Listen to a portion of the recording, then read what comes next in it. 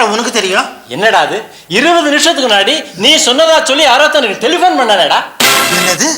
நான் டெலிஃபோன் பண்ண சொன்னா? என்னடா உளர்ற? ஏய், நான் ஒன்றும் உளரலடா. ஷார்ட்டுன்ட்டு உட்காந்துருந்தேன். பக்கத்து கடைக்கார பையன் வந்து சார் உங்களுக்கு டெலிஃபோன் அப்படின்னா ஓடி போய் பேசினேன். ஹலோ, தேசிகாச்சாரி பேசுறேன் அப்படின்னு.